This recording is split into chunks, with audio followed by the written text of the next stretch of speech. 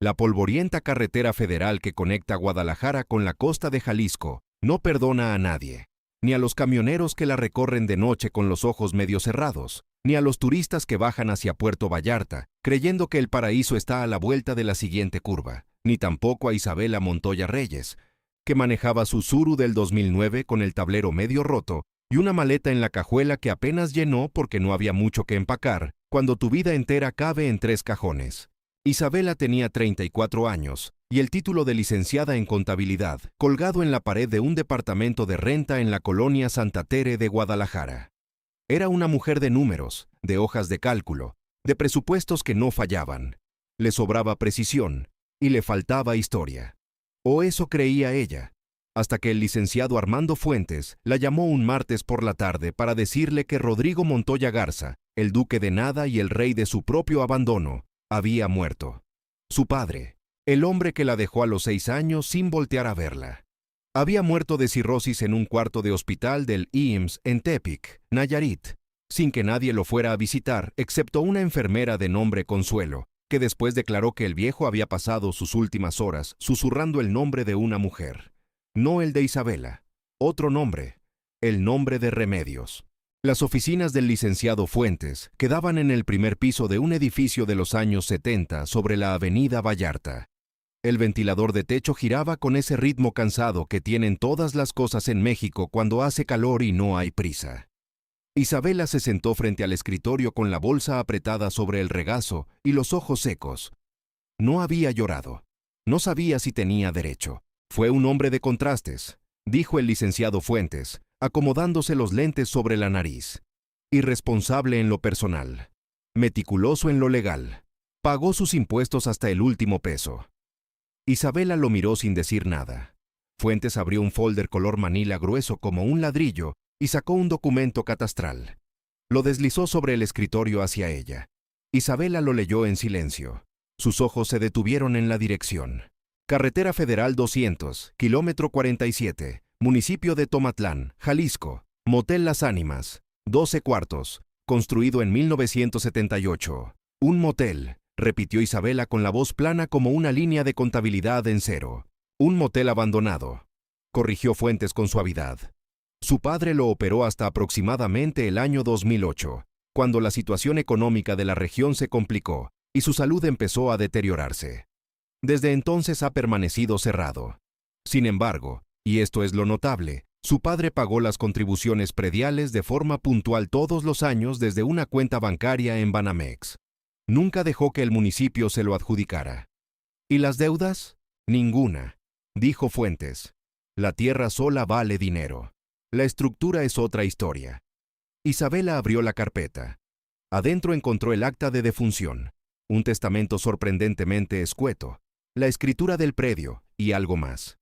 Un libro de registro de huéspedes, de pasta de vinil negro, desgastada en las esquinas, el tipo de libro que usaban los moteles antes de que existieran las computadoras.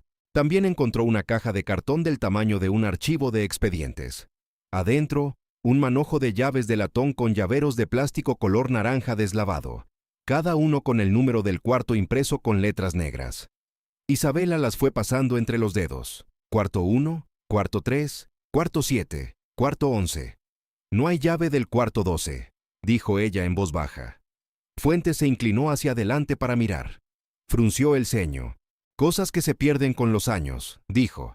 El señor Enrique Talamantes, que hace evaluaciones de predios para el municipio de Tomatlán, ya quedó de encontrarse con usted mañana en la propiedad. Tiene todo el equipo. No se preocupe por eso. Isabela abrió el libro de registro. Las páginas eran de papel cebolla amarillento, con renglones impresos en azul pálido. La mayoría de los registros eran de la primera mitad de los años 2000. Camioneros, familias, parejas que pagaban en efectivo y se registraban con nombres que nadie en el mundo podía verificar. Ella pasó las páginas hacia el final. La última entrada usada estaba fechada el 3 de noviembre de 2008. El renglón correspondiente al cuarto 12 estaba tachado con tinta roja, una línea gruesa, dibujada con tanta presión que la pluma había dejado una cicatriz en el papel. En la columna de nombre de huésped, su padre había escrito R. Saucedo. En la columna de fecha de salida había escrito una sola palabra, indefinida, y en el margen derecho, subrayado 2 veces con la misma tinta roja, 4 palabras que Isabela leyó 3 veces antes de poder procesarlas. No abrir, no molestar. Un escalofrío le bajó por la nuca a pesar del calor. Licenciado, ¿qué sabe usted de este cuarto 12? Fuentes se asomó al libro. Entrecerró los ojos. Absolutamente nada, señorita Isabela. Como le digo, el motel lleva 16 años clausurado. Probablemente su padre usaba ese cuarto para guardar cosas. Era un hombre de costumbres peculiares en sus últimos años. Isabela pasó el dedo por la tinta roja. La presión había sido tan intensa que el papel tenía relieve. Como si la mano que escribió esas palabras hubiera estado temblando de algo que no era vejez. No parecía una nota de almacenaje, pensó ella. Parecía una súplica. La carretera federal 200 en noviembre huele a tierra mojada y a mar que todavía no llega. Isabela manejó los 90 kilómetros desde Guadalajara con el libro de registro de huéspedes en el asiento del copiloto, las ventanas abiertas porque el aire acondicionado del Tsuru nunca funcionó bien, y la mente haciendo lo único que sabía hacer bien: calcular, sumar y restar. ¿Cuántos años tenía cuando su padre se fue? 6. ¿Cuántos años lleva el motel abandonado? 16. ¿Cuántos años tiene ella ahora? 34. Las matemáticas no mentían, pero tampoco explicaban nada. Su padre, Rodrigo Montoya Garza, había sido lo que en Jalisco llaman un hombre de presencia. Alto, de bigote oscuro, con esa manera de entrar a un cuarto que hace que todo el mundo voltee. Su madre, Carmen Reyes, lo describía con esa mezcla de amor y rencor que tienen las mujeres que amaron demasiado a alguien que no lo merecía. Se fue un martes, había dicho su madre una sola vez, cuando Isabela tenía quizá 12 años, y tuvo el valor de preguntar. Se fue un martes y no dijo a dónde. Nada más se fue. Isabela nunca supo si odiar a su padre o simplemente olvidarlo. Optó por lo segundo. Era más eficiente. El motel Las Ánimas apareció al doblar una curva entre 2 cerros pelones. Era una construcción de un solo piso en forma de L, pintada alguna vez de un naranja festivo que el sol y los años habían reducido a una especie de rosa quemado, casi carne. La mitad de las ventanas estaban tapadas con triplé hinchado por la humedad. El anuncio junto a la carretera era un esqueleto de metal oxidado sin letras. La maleza había tomado el estacionamiento con la tranquilidad de quien sabe que no va a tener competencia. Una camioneta Ranger blanca estaba estacionada frente a lo que alguna vez fue la recepción. Un hombre de unos 50 años con chaleco anaranjado y sombrero vaquero descansaba recargado en el cofre, con un termo en la mano. «Usted debe ser Isabela», dijo cuando ella bajó del coche. «Enrique Talamantes, para servirle. Lo siento por las circunstancias». «Gracias por venir, don Enrique. ¿Qué tan malo está?» Talamantes hizo ese gesto que hacen los hombres mayores cuando la respuesta es peor de lo que quieren decir directamente. Entrecerró los ojos, aspiró el aire, sacudió la cabeza despacio. El techo del ala oriente está completamente comprometido.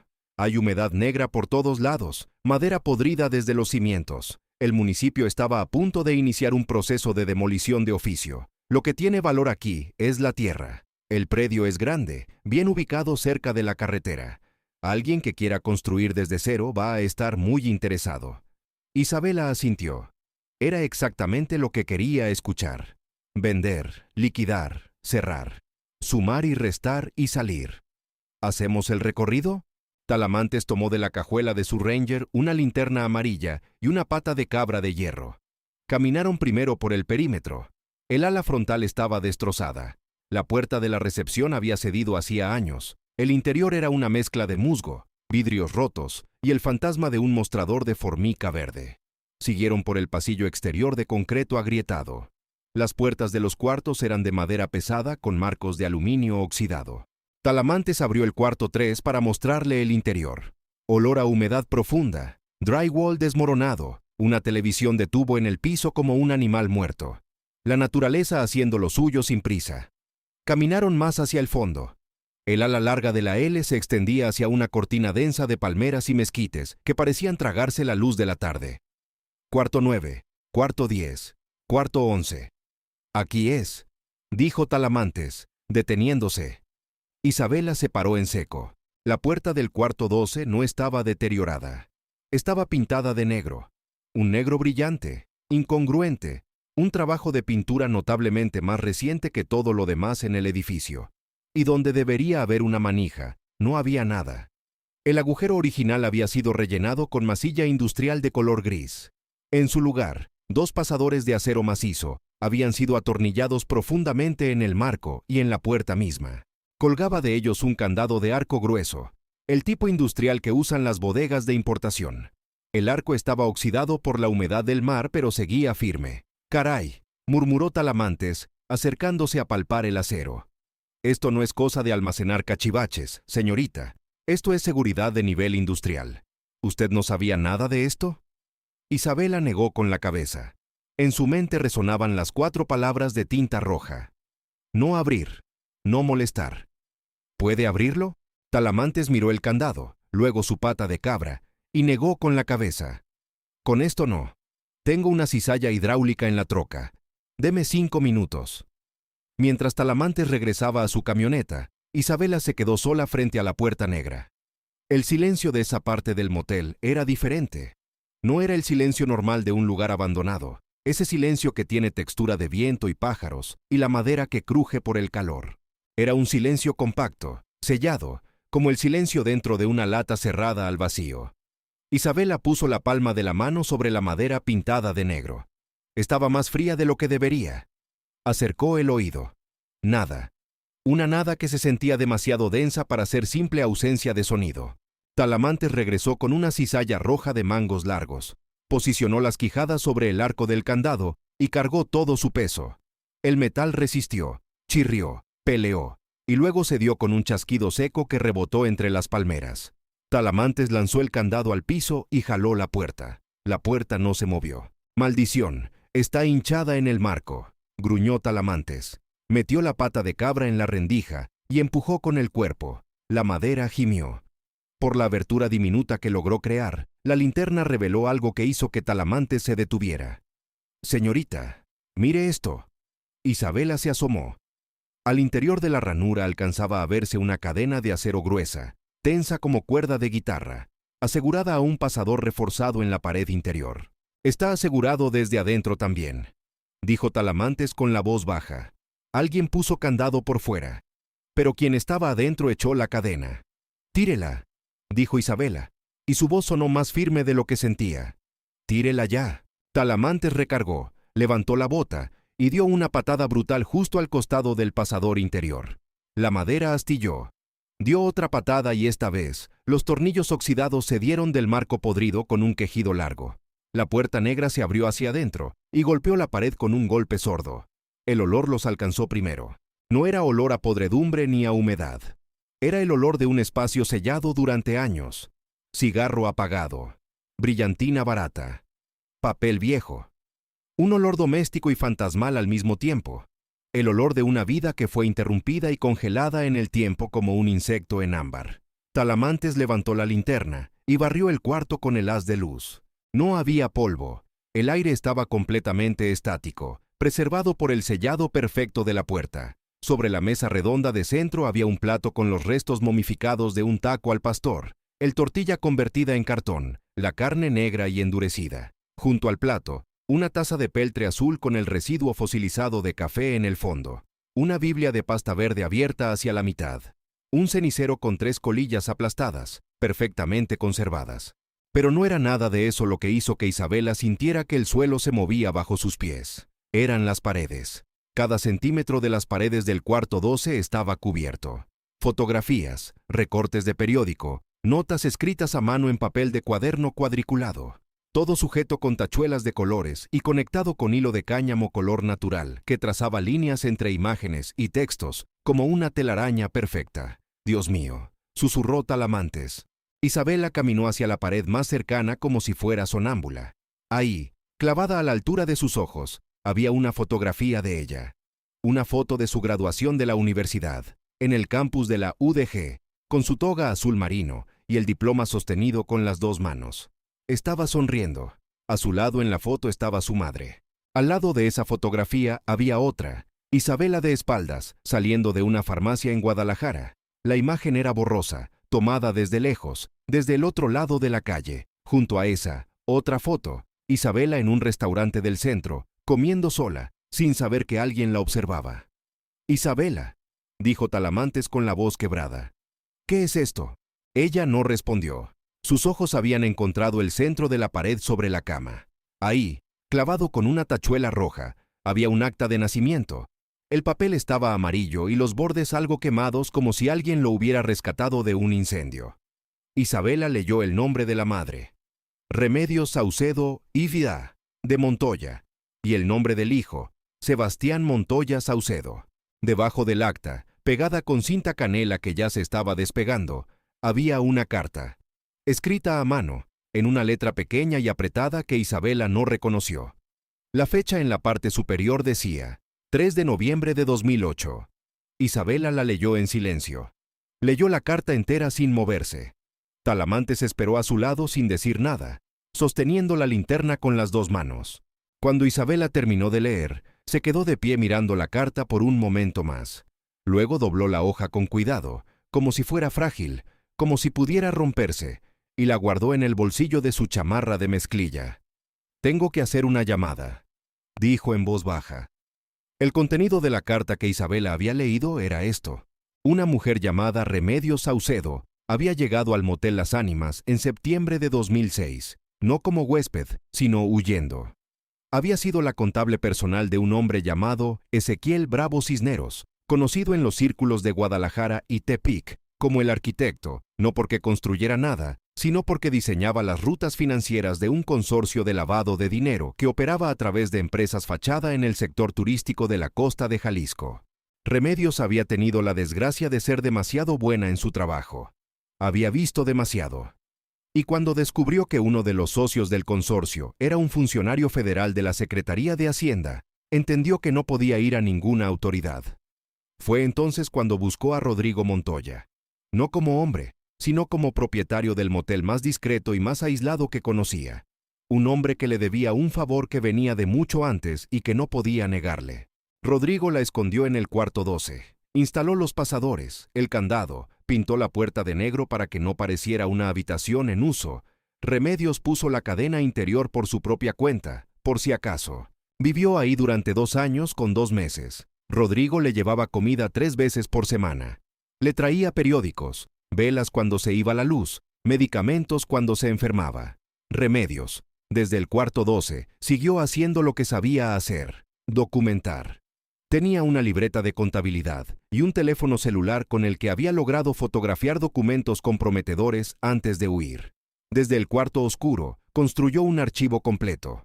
En la carta decía que el 3 de noviembre de 2008 había escuchado voces que no reconoció fuera de la puerta, que Rodrigo no había llegado ese día con el desayuno, que algo estaba mal, y que si alguien encontraba esa carta, significaba que ella ya no estaba en ese cuarto, que había tenido que irse, que la evidencia contra el arquitecto y el funcionario de Hacienda estaba guardada en un lugar que solo Rodrigo conocía, y que Rodrigo se lo diría a quien lo necesitara saber.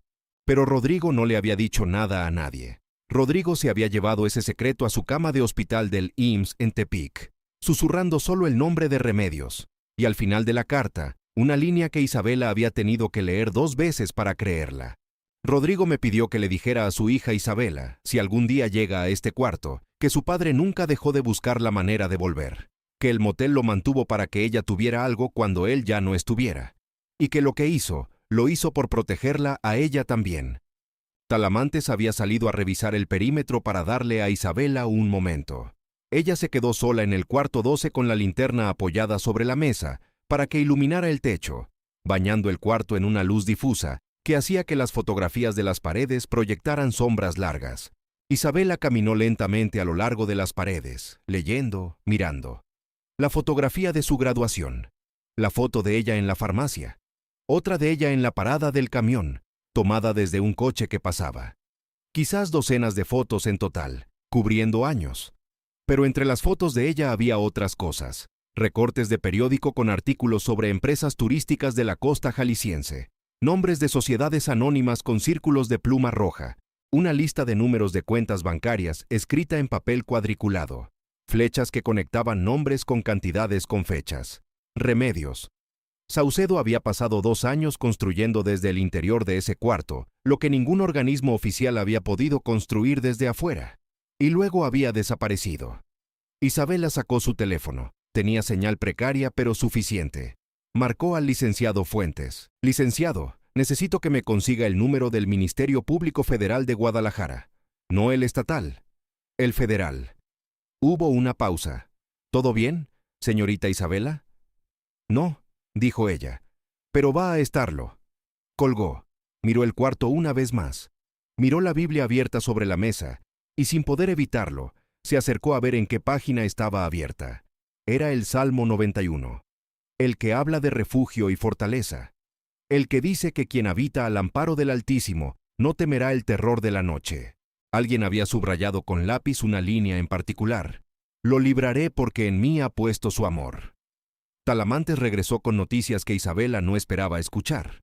El desagüe del baño del cuarto 12, dijo sin rodeos, tiene marcas de haber sido forzado desde adentro en algún momento. El registro de la coladera del piso es removible si uno sabe cómo.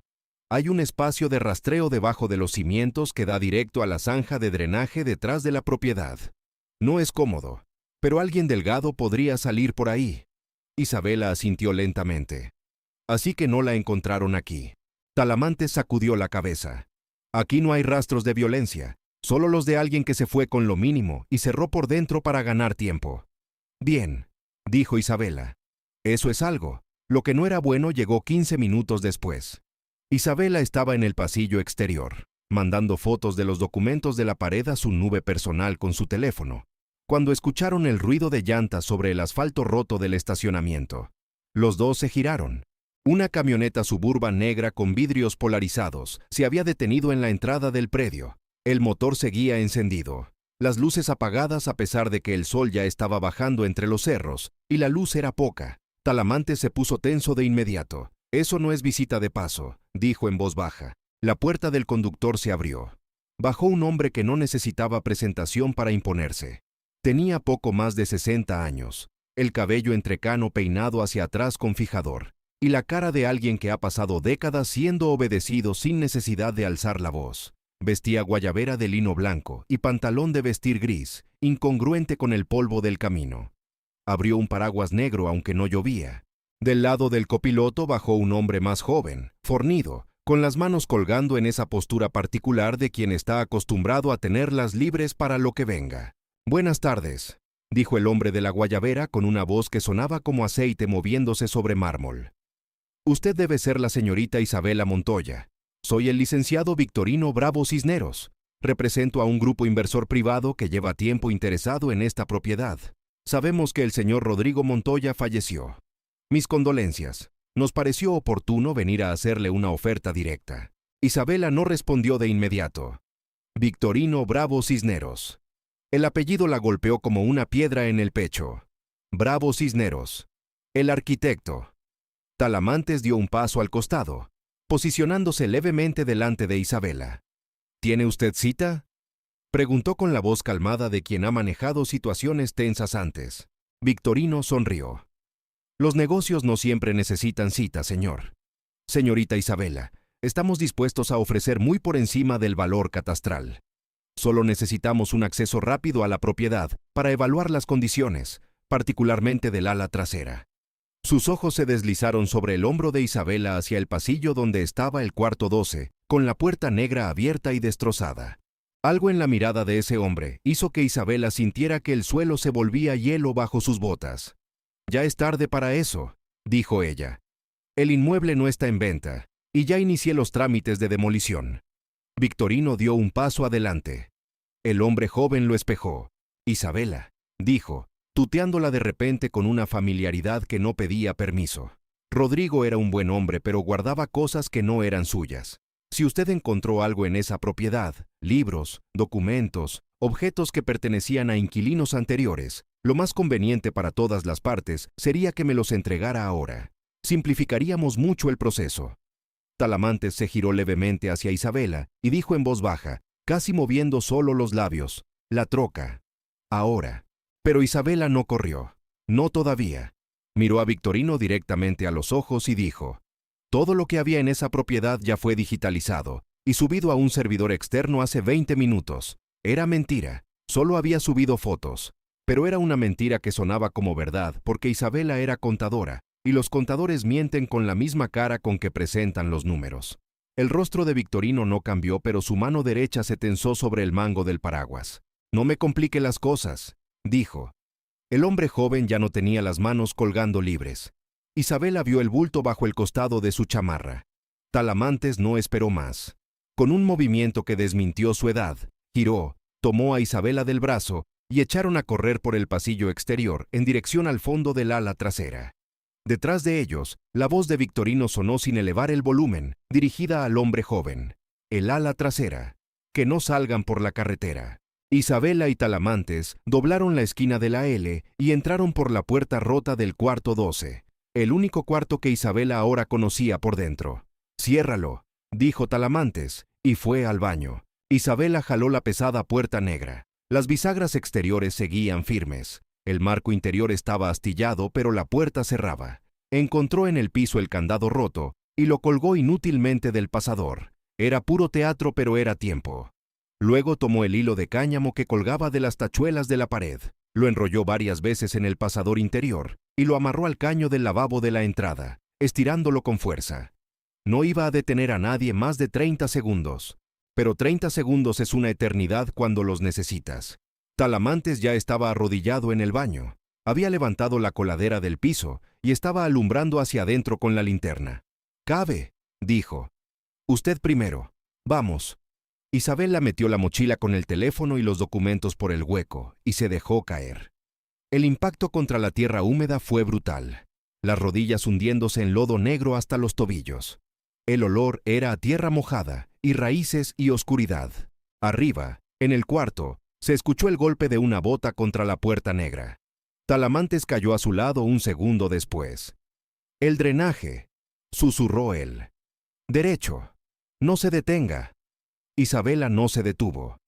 Gateó sobre sus manos y rodillas en la oscuridad total, guiándose por el tacto de la tierra y los tubos oxidados, mientras arriba de ella el piso crujía bajo el peso de hombres que buscaban. Escuchó la voz apagada de Victorino a través del suelo. «Ábranlo de este lado». Siguió gateando. Los 50 metros del espacio de rastreo la arañaron y la embarraron de pies a cabeza. Y luego apareció la luz. Un círculo gris de cielo nublado al fondo de un tubo de concreto corrugado. Isabela salió por el extremo del tubo y cayó rodando por el talud de tierra hacia la zanja de drenaje detrás de la propiedad, entre matorrales de huizache y pitaya. Talamantes salió 20 segundos después. Ambos estaban cubiertos de lodo. Talamantes sacó su teléfono. «Estoy llamando a la Policía Federal ahora mismo», dijo. «No la municipal», dijo Isabela con la voz apenas recuperándose. «Esos también pueden estar comprados». «Lo sé», dijo Talamantes. «Tengo un cuñado en la División de Inteligencia Financiera de la PGR.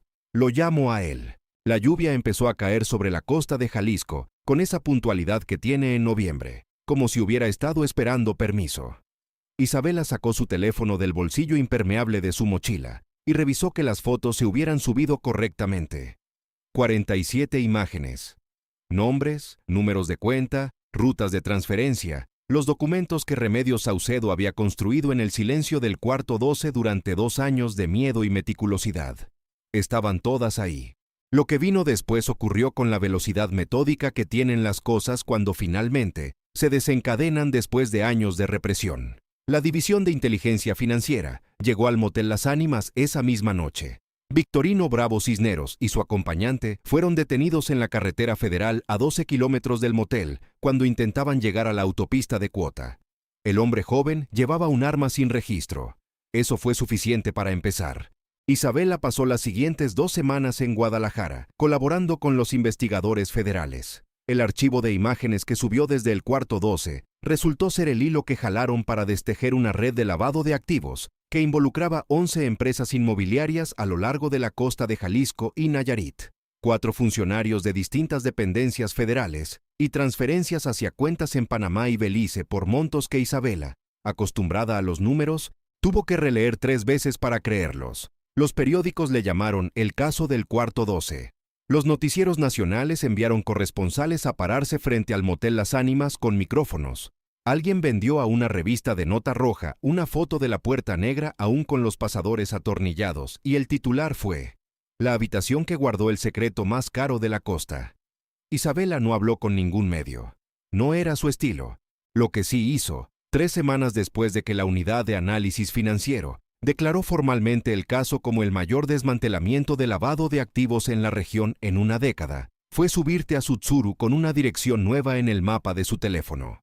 El cuñado de Talamantes en la PGR, después de revisar los registros telefónicos recuperados de una celda prepago que Rodrigo Montoya había conservado durante años, encontró un patrón de llamadas hacia un número de Tepic que conducía a otro número de Mazatlán, Sinaloa, y de ahí a una dirección registrada en el municipio de San Ignacio, en la Sierra Sinaloense. San Ignacio era un pueblo de 3,000 almas entre montañas, cafetales y el olvido deliberado de quien no quiere ser encontrado.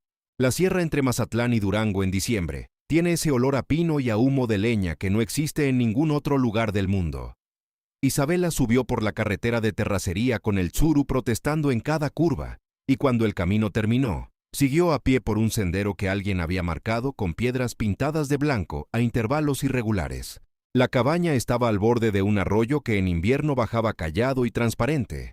Era de adobe y teja, con una hortaliza pequeña al costado y ropa tendida en un mecate entre 2 encinos. Humo salía de la chimenea. Isabela se detuvo en el claro frente a la puerta. La puerta se abrió. La mujer que salió tenía quizás 60 años, pero los llevaba de una manera que sugería que cada uno de esos años había costado trabajo ganarlo. El cabello largo, completamente blanco, recogido en una trenza gruesa. La cara con las líneas de quien ha vivido mirando por encima del hombro durante mucho tiempo. Manos que cargaban una olla de barro, como si el peso fuera familiar y bienvenido. Cuando vio a Isabela parada en el claro, la olla se le fue de las manos. Cayó en la tierra con un golpe sordo. El agua caliente salpicó el barro del piso. La mujer no se movió durante 3 segundos completos. Luego dijo, en voz muy baja, como si tuviera miedo de que el nombre se rompiera si lo decía muy fuerte. ¿Isabela? Sí, dijo Isabela, y su voz se rompió en esa sílaba sola. Sí. Remedios. Saucedo cruzó el claro corriendo con una velocidad que no correspondía a sus años ni a su cansancio. Los brazos de Isabela la recibieron. Se abrazaron en medio del claro de tierra con el arroyo sonando de fondo y el olor a pino y a humo de leña envolviéndolo todo. Isabela no sabía exactamente qué estaba abrazando.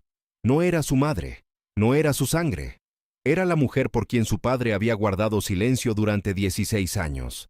La mujer cuyo nombre había susurrado en su cama de hospital mientras se apagaba. La mujer que había vivido en el cuarto 12 del motel Las Ánimas y había salido por el piso como un fantasma para salvar su vida y su evidencia. Pero en ese abrazo en el claro de San Ignacio, Isabela entendió algo que ningún número y ninguna hoja de cálculo le había podido explicar. Su padre no se había ido porque no la amaba. Su padre se había ido porque amaba demasiado, de manera torpe y equivocada y sin decirle a nadie, como suelen amar los hombres que no saben cómo hacerlo en voz alta. Se había ido para no arrastrarla en algo que él sabía que era peligroso, para mantener el motel, para guardar el secreto, para protegerlas a ambas, a su hija y a la mujer que dependía de él, sin tener manera de explicarle a ninguna de las dos por qué tenía que callarse. Había pagado impuestos durante 16 años para que Isabela tuviera algo al final, para que la cadena llegara hasta ella. Fue un hombre de soluciones equivocadas y buenas intenciones, dijo Remedios esa noche, frente a la chimenea, con las manos alrededor de una taza de café de olla. No era perfecto. Tampoco era el monstruo que el silencio lo volvió. Solo era un hombre que no supo cómo decirle a su hija. Te estoy protegiendo desde lejos. Isabela miró el fuego.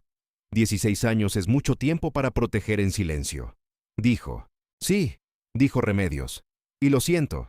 Sé que no me corresponde pedirte eso. Sé que el daño está hecho. Isabela asintió. El daño estaba hecho. Eso era verdad. La niña de 6 años que se quedó esperando en la puerta nunca iba a ser reparada del todo. Pero la mujer de 34 años que había gateado bajo el piso de un motel abandonado con un teléfono lleno de evidencia y había llegado hasta una cabaña en la sierra de Sinaloa, siguiendo el hilo de un nombre susurrado en un hospital, esa mujer sabía ahora algo que antes no sabía, que la historia no siempre es lo que parece desde afuera, que los números cuentan una verdad y los silencios cuentan otra, que a veces un padre ausente no es lo mismo que un padre que se fue, y que a veces heredar un motel en ruinas es heredar mucho más que ladrillos y tejas podridas. El motel Las Ánimas fue demolido en febrero del año siguiente. El municipio de Tomatlán lo procesó en 3 días con una excavadora amarilla que no tuvo piedad ni con la puerta negra ni con las paredes del cuarto 12. Isabela estuvo presente. No lloró. Tomó fotos. Vendió el predio a un desarrollador de Guadalajara que quería construir un hotel boutique con alberca de borde y vista al cerro. Firmó los papeles, recibió el cheque y depositó la mitad en una cuenta de inversión a nombre de Remedios Saucedo, para que la mujer pudiera dejar de esconderse y empezar a vivir con su nombre verdadero, ahora que Victorino Bravo Cisneros y el funcionario de Hacienda estaban procesados por el sistema federal. La otra mitad la guardó para ella, no porque necesitara el dinero, sino porque era el dinero de su padre, pagado en impuestos año tras año con una disciplina que no se enseña en ninguna escuela de negocios, y eso significaba algo que Isabela todavía estaba aprendiendo a nombrar. En la última visita al predio, el día antes de que llegara la excavadora, Isabela entró sola al cuarto 12 por última vez. Se sentó en el borde de la cama con el colchón endurecido y miró las paredes con las fotografías y los hilos de cáñamo y los recortes de periódico. Las fotos de ella misma la miraban desde todos los ángulos. La graduación, la farmacia, la parada del camión. Había algo perturbador en esas imágenes y también algo profundamente triste, porque si las miraba sin miedo lo que veía era un archivo de amor que no supo cómo entregarse. Un registro de 2 personas, su padre y Remedios, que desde un cuarto oscuro junto a la carretera, habían seguido el hilo de su vida como quien sigue el rastro de una estrella que no puede alcanzar. Isabela quitó de la pared la fotografía de su graduación. Se la guardó en el bolsillo. Dejó todas las demás. Que la excavadora decidiera qué hacer con ellas. Salió al pasillo exterior. El sol de la costa de Jalisco le pegó en la cara con esa generosidad que tiene en febrero, sin el aplomo del verano pero sin la indiferencia del invierno. Las palmeras detrás del motel movían las hojas con el viento del mar. Isabela caminó hacia Tsutsuru, lo encendió y tomó la carretera federal rumbo a Guadalajara. No había heredado un motel. Había heredado la verdad sobre el hombre que la dejó.